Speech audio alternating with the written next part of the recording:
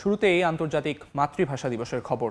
মহান শহীদ দিবস ও আন্তর্জাতিক মাতৃভাষা দিবসে ভাষা শহীদদের প্রতি শ্রদ্ধা জানাতে কেন্দ্রীয় শহীদ মিনারে ঢল নেমেছে সাধারণ মানুষের। সেখানে আছেন সহকর্মী ফারুক ভুঁইয়া রবিন ও ফারজানা আলম নীনা। সরাসরি চলে যাচ্ছি সেখানে।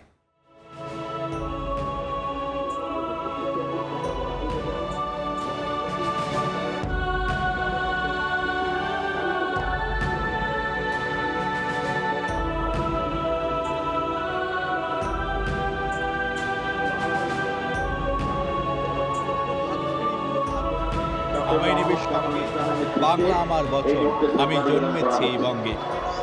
প্রভাত ফেরির মিছিলের ঢল এখন কেন্দ্রীয় শহীদ মিনার অভিমুখী।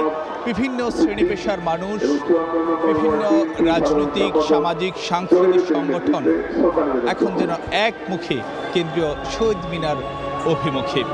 সবাই আসছেন স্মৃতির মিনারে, গৌরবের মিনারে শ্রদ্ধা জানাতে, ভাষার জন্য যারা জীবন বিলিয়ে দিয়েছেন তাদেরকে স্মরণ করতে। ফুল নিয়ে আসছেন এই কেন্দ্রীয় শহীদ মিনার। এখন সাধারণ মানুষের ঢল নেমেছে। লীনা, দেখতেই তো পাচ্ছেন মানুষের একটি স্বতঃস্ফূর্ত উপস্থিতি আমরা দেখতে পাচ্ছি। আমায় গেছে দাও না মাগো একটি পলাশ ফুলের মালা, আমি জনম জনম রাখবো ধরে ভাই হারানোর জ্বালা। এই যে ভাই হারানোর জ্বালা, একদিকে যেমন হারানোর বেদনা, রক্তের ইতিহাস, হারানোর ইতিহাস, অন্যদিকে গর্বের গৌরবের ইতিহাস, অর্জনের ইতিহাস। একদিকে এই হারানোর যন্ত্রণা, বেদনা, আর অন্যদিকে এই গৌরবের ইতিহাসকেই কিন্তু আমরা বছরের পর বছর ধরে ধারণ করে নিচ্ছি।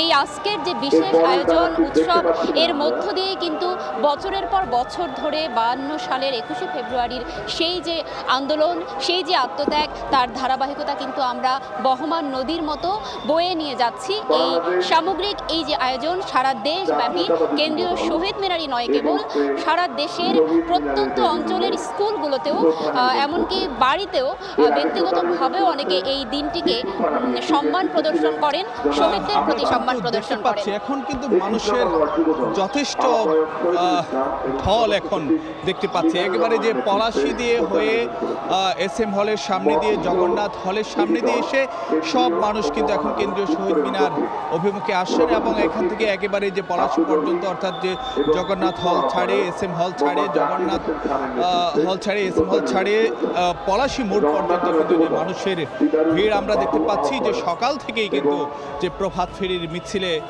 নানা শ্রেণী পেশার মানুষ অংশ নিচ্ছেন। শিক্ষার্থীদের উপস্থিতি কিন্তু যথেষ্ট লক্ষণীয়।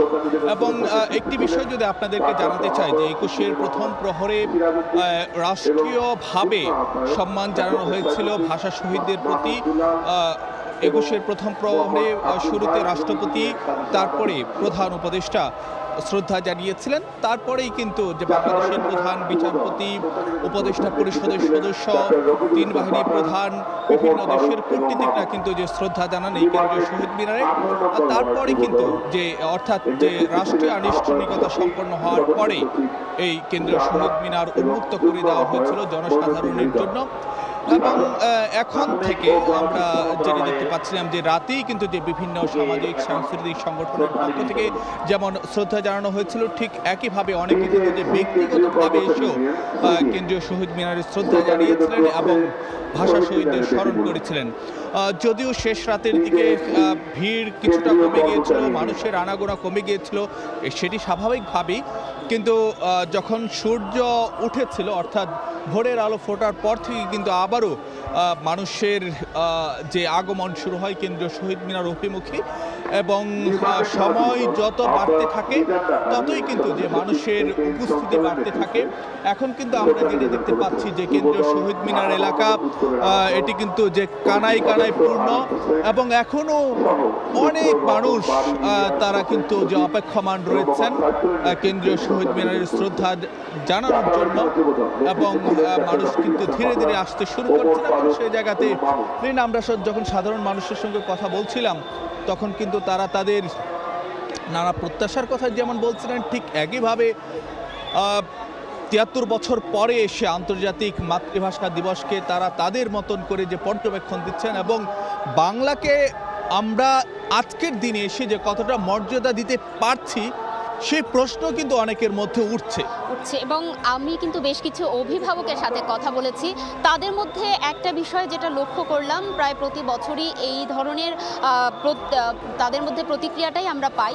তারা তাদের সন্তানদের নিয়ে, তাদের যে পরবর্তী প্রজন্ম, তাদেরকে নিয়ে কিন্তু খুবই উদ্বিগ্ন, আবার একই সাথে খুবই সচেতন যে তারা যেন সঠিকভাবে বাংলা ভাষাকে নিজেদের মধ্যে ধারণ করতে পারে এবং এর বিকাশে নিজেদেরকে চলমান রাখতে পারে। তবে পাশাপাশি তরুণদের সাথেও কথা বলেছি। তরুণরা কিন্তু আবার এ ব্যাপারে যথেষ্ট আশাবাদী এবং প্রত্যয়ী। তারা বলছে যে না, তারা কেবল প্রযুক্তির সাথে কিংবা জ্ঞান বিজ্ঞানের সাথে আধুনিক হচ্ছে না, তারা তাদের নিজেদের মধ্যে যে সংস্কৃতি, তাদের যে নিজস্ব ভাষা, সংস্কৃতি, মাতৃভূমি, এই সমস্ত কিছুকে ধারণ করে নিয়ে সামনে এগিয়ে যেতে চায় এবং এভাবেই তারা সামনের দিনগুলোকে নিজেদের মতো করেই চালিয়ে নিতে চায়। সেটাই, সে প্রত্যাশা, অর্থাৎ একটি আক্ষেপের জায়গা রয়েছে যে বাংলাকে যতটা মর্যাদা দেওয়া দরকার সেটাই কিন্তু যে আমরা দিতে পারছি কিনা সেটা। আবার অন্যদিকে বিভিন্ন সামাজিক, সাংস্কৃতিক, রাজনৈতিক সংগঠনের পক্ষ থেকেও যখন শ্রদ্ধা নিবেদন করতে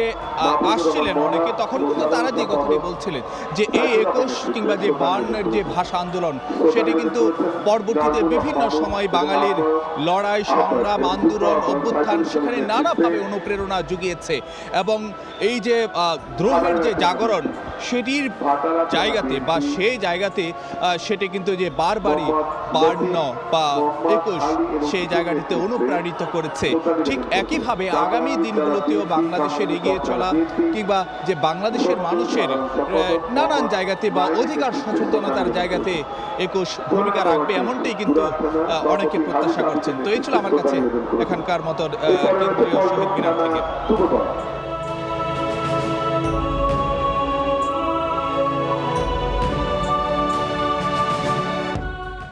কেন্দ্রীয় শহীদ মিনার থেকে সরাসরি যুক্ত ছিলেন ফারুক ভূঁইয়া রবিন ও ফারজানা লিনা।